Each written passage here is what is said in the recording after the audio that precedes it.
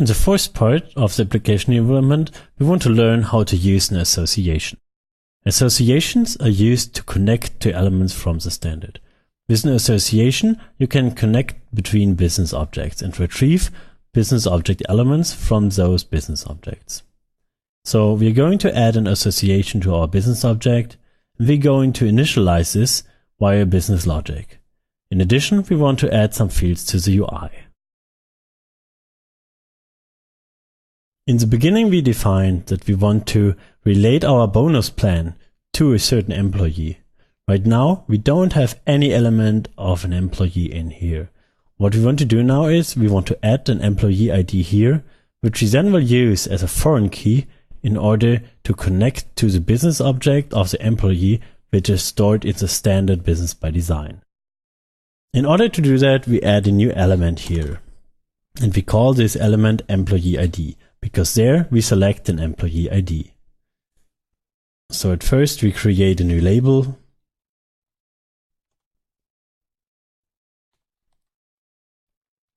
employee ID, and this has the element employee ID, and in this case with the data type employee ID, because it should store the original employee ID which we get from the standard. So now we modified this. In addition to that, we want to add an association to the standard business object of employee. In order to do that, we first have to add a new import here.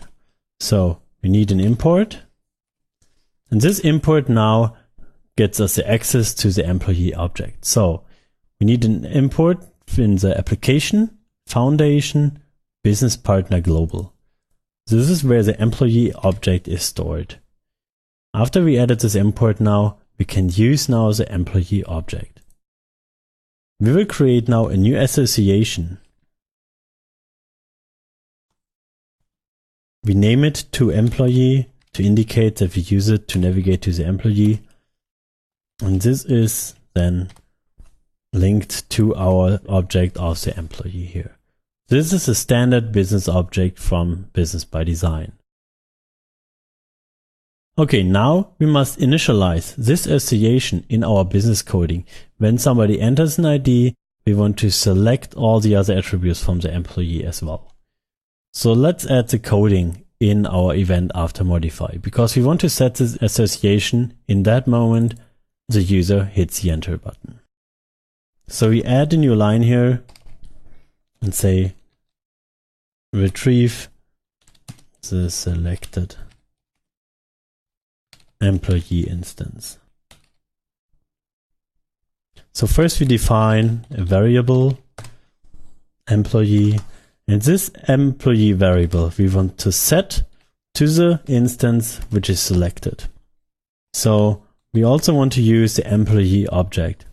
Right now this is not available yet, so we need an import here as well.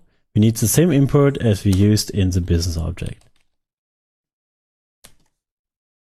Application, foundation, business partner, global. Now we can use this employee here. With a dot we get all the elements that are inserted in this employee. So we see nodes, we see actions, and we see attributes from the employee object. But now we want to go to identification, because we want to get the identification data of a certain employee, like first name, last name, or maybe the birth date. Many nodes in business by design or business objects have standardized retrieve option, so that we can retrieve the values which are underneath. So in this case, we want to retrieve, and we need to provide the employee ID here. And we define the employee ID in our business object, so later on the user can enter the employee ID here, and we use this then here for retrieving the instance of this employee.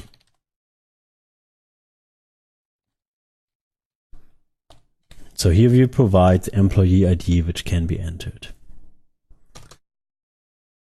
In addition, we need an if-then construct here, because we want to test if the employee ID is set. So If this is valid ID and we could retrieve an employee and save it in here, then we will set the association, which we also defined previously in our business object. Let's say if employee ID or if employee is set, then we are going to take our association. So you see, this is the association we defined previously to employee, and set it equals to our employee association, our object that we stored in here, we can access here, and there we will then set it to the root node. So we want to retrieve the complete object here.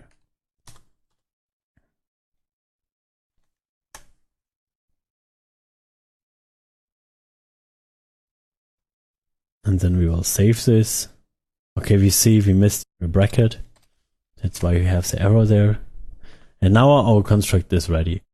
Somebody later on is going to enter an employee ID via the UI. We retrieve the instance of this employee and set this employee variable here. And if this is set, we will use this to set our association. And via this association then, we can retrieve all the values which relate to this employee, like the first name, the last name, or the birth date. Let's do that. We want to add those elements via the UI designer so that we can actually see what we did here. At first, again, we have to activate our business object here. And we have to activate the script file so that it's available in the runtime and we can use it in the UI designer. Okay, so now we can open up our QA because we want to add those attributes to the QA. So we do double click on the QA again, and now we add the employee ID and all the other attributes we want to have here.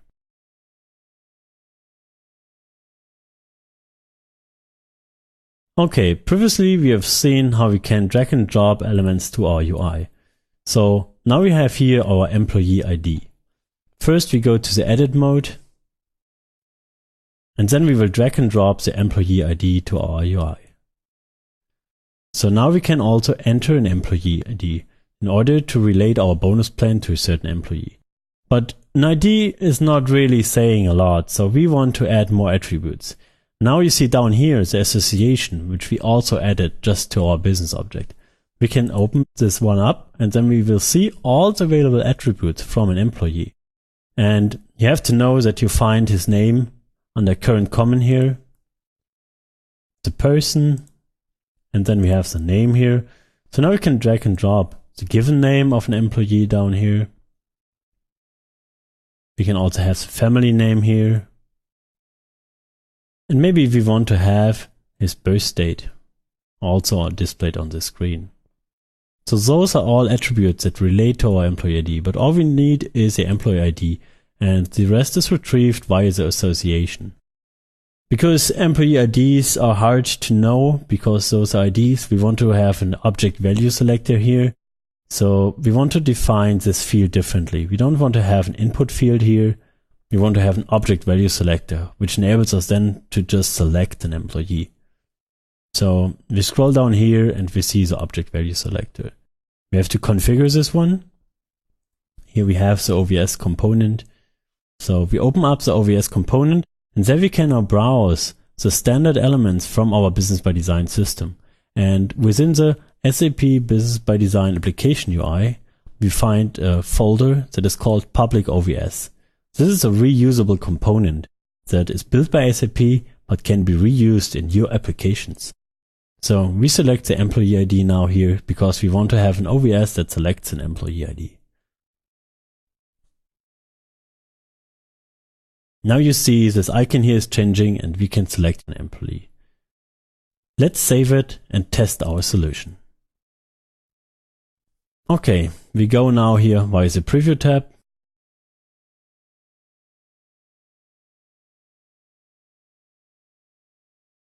Our screen gets loaded.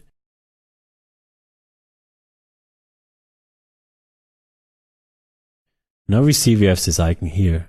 So we can either enter values here and then wait for the OVS to load matches here. So we can enter Kate there. We can alter Jens here. So we can select different attributes. We can also click on here, and then a window will pop up where we see all the employees in the system. So this is how you can reuse components and connect to standard functionality here. So let's select one of our employees here. And that moment you see the ID gets entered here, and first name, last name, and date of birth get automatically filled because we use those via an association. So all we need to have is an ID, and the rest can be retrieved by an association. So we created the association in our business object. So we defined the employee ID key here as an element.